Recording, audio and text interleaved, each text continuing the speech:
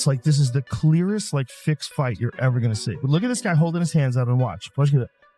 He like literally shows him his chin, like, and he goes down. It's so fake. Look at, I mean, he's got nothing. I wish that I could have knocked him out at the start, but he came to my ears and whispered, "Please be easy on me." He thought I'm Mike Tyson, and I will follow his script 40 seconds after I broke the clown's jaw.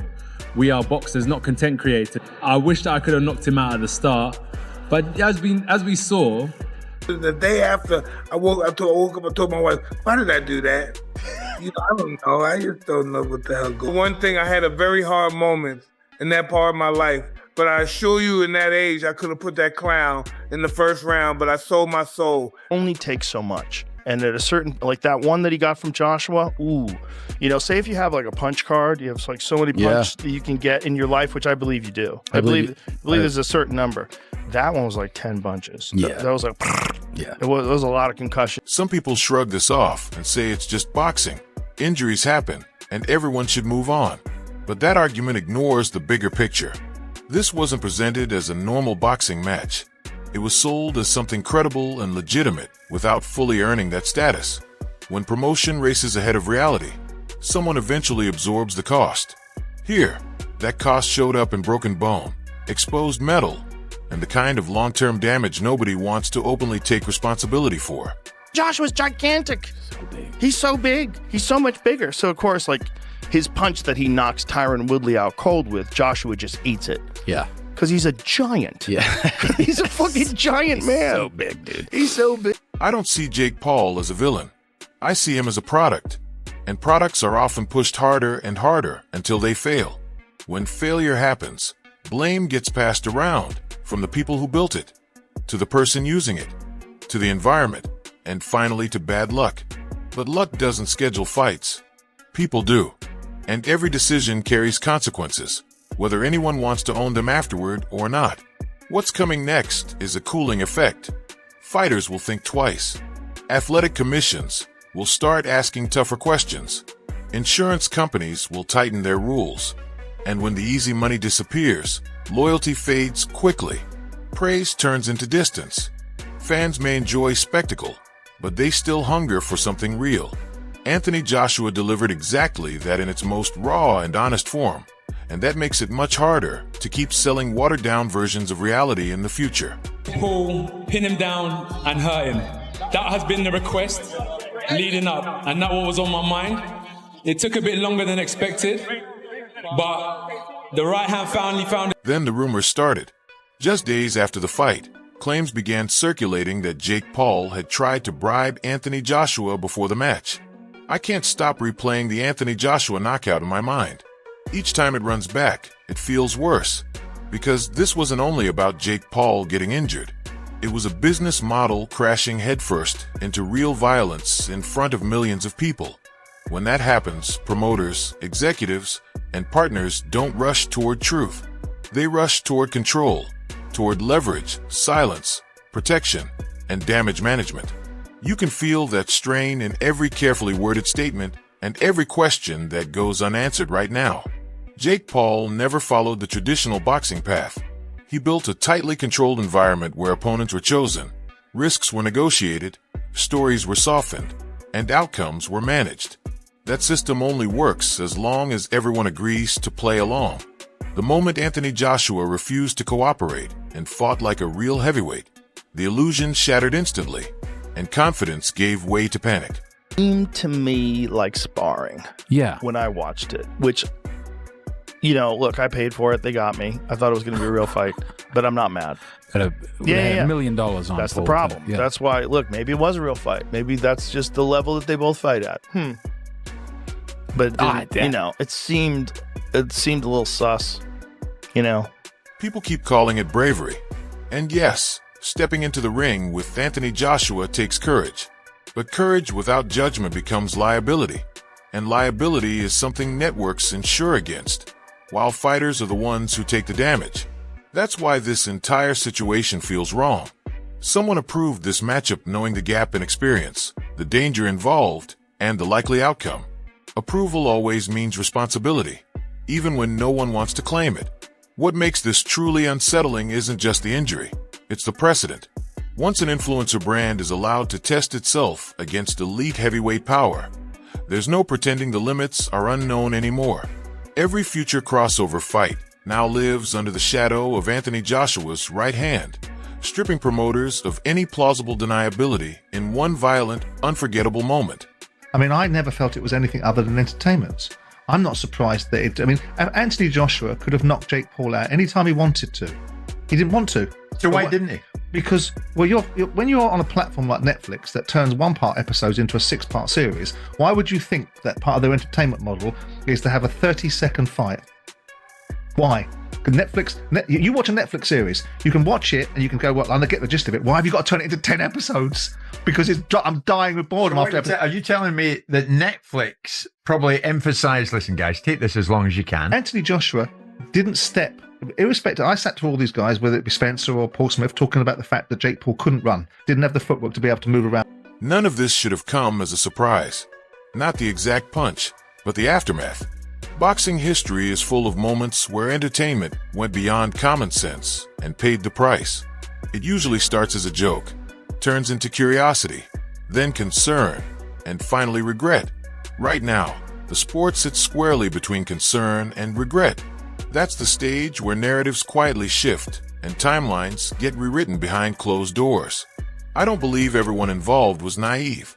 These are professionals who understand force, damage, and risk curves. That means this was a calculated gamble, and calculated gambles suggest someone was always expected to lose. What troubles me is that the ending clearly wasn't supposed to look this final, this decisive, or this revealing. That's usually when the truth begins to leak out. Nuts, right? Just the fact that he's willing to fight the 2-time heavyweight champion, former Olympic gold medalist. Yeah. A guy who's gigantic in his prime, built like a Greek god. Yeah. And you're going to stand, and he's a one-punch killer. And you're going to stand in front of that guy, and he avoided shots till the 6th round. He just started getting... The comments about Mike Tyson's memory loss still stick with me. Those weren't casual remarks. They were warning signals, and warning signals are never sent by accident, whether the cause is physical, mental, or emotional. It added an unease that never really got resolved. It was buried under hype until Anthony Joshua's knockout dragged it back into the open for everyone to see. Fighters watching this don't see drama or controversy. They see timing, distance, intention, and the terrifying moment when Jake Paul realized the rules had changed and the safety net wasn't real. Imaginary safety nets end careers suddenly. That's why the reactions behind the scenes have been far colder and more serious than what the public commentary suggests.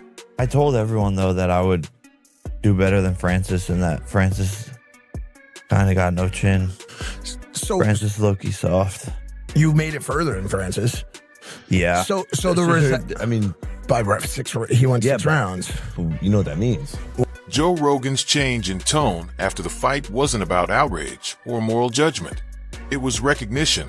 When someone who has witnessed decades of combat damage tells you to consider retirement, it's not about ego or headlines. It's about stopping the next disaster. Those warnings don't come unless a line has been crossed, from entertainment into something that looks like a serious warning sign. Here. As I look at it, for the fans, it put boxing still on the map because it keeps boxing relevant. Having exhibition fights like this, different celebrities and different things like that. I look at it as a fun thing for fans and stuff like that. I don't really take it seriously, because, we in the business of boxing. That right there is just, exhibition stuff. But I'm hearing they say it's a real fight. But yeah, it's a real fight because both guys are getting in a fight. I'm still the one. What we're seeing now is real-time reputation control. When clarity takes this long to arrive, it usually means stories are being adjusted and aligned behind the scenes. If everything were simple, the answers would already be out there. Instead, we're getting noise, distractions, and reframing that only fuels suspicion and makes the entire situation feel layered, filtered, and deeply uncomfortable. I mean, Simon, when you look at it, Jake Paul posted on Twitter after the fight, jaw broken, heart and balls intact. That's a good thing. Time to rest, recover, and return to cruiserweight. I mean, he's coming out of it as if, well, yeah, I got battered in the end, but boy. Anthony Joshua isn't the hero or the villain here. He's the accelerant. He didn't build the system. He exposed it faster than planned. Exposure is dangerous when control is the real currency. Control over opponents, narratives, and outcomes is what kept the machine running. Joshua removed that control with a single punch. I keep thinking about how Anthony Joshua acted afterward. No celebration, no posturing, almost irritated. For him, this wasn't history or controversy. It was just another job. That contrast matters because it shows the mental distance between real fighters and manufactured stars. Once the gap is visible, it can't be unseen by fans, promoters, or commissions. Jake Paul now carries more than physical damage. After a moment like that, confidence often becomes an act. Anyone who's followed combat sports long enough knows that performative confidence gets people hurt. The body remembers what the mouth tries to deny. Fear doesn't ask permission when timing collapses. Promoters won't admit it publicly, but the math has changed. Anthony Joshua didn't just win a fight. He destroyed a risk model. When models fail, panic starts in spreadsheets long before it reaches microphones. That's why closed-door meetings are likely louder than any press conference. Joe Rogan wasn't exaggerating when he talked about punch limits. Fighters age differently than influencers. Elite heavyweights compress damage into moments that permanently alter careers and lives. Once you've felt that kind of power, you don't negotiate with it again. You either respect it or walk away. Mike Tyson's role in this ecosystem now feels darker in hindsight. When legends start questioning their own choices out loud, it usually means something crossed an internal line. That line isn't about money or pride. It's about identity and regret. Fans who insist this is all fake are missing the most dangerous part. Fake stories fall apart when real consequences appear. Jaw damage, memory gaps, and visible fear aren't scripted. They come from colliding with reality. Anthony Joshua didn't embarrass Jake Paul. He educated him. And in boxing, education is brutal because it comes without padding. When lessons arrive that fast, there's no time for gradual adjustment or protective spin. Athletic commissions aren't emotional, but they are territorial. Embarrassment pushes regulation faster than tragedy because no one wants their name attached to the next irreversible headline. Influencer boxing won't end because of one loss. It ends when credibility erodes. That erosion speeds up when outcomes stop being negotiated and start being dictated by physics instead of contracts. Jake Paul's team now faces a choice: rebuild the illusion or admit the limits. Both paths are dangerous. Illusion invites repetition. Honesty threatens revenue. Neither brings back innocence. What truly scares veteran fighters isn't Joshua's power. It's how effortlessly it appeared. That ease reminds them how thin the line is between control and catastrophe. Anthony Joshua walking away untouched only reinforces the imbalance. The system promised competitive crossover and delivered clear asymmetry. And asymmetry breaks marketing faster than defeat ever could. This moment will be quietly referenced every time similar fights are proposed. No one wants to be the person who ignored the last warning. Jake Paul can still pivot, but that pivot requires humility. And humility is the hardest thing to sell when a brand is built on dominance. The longer the sport avoids naming what truly happened, the wider this fracture spreads.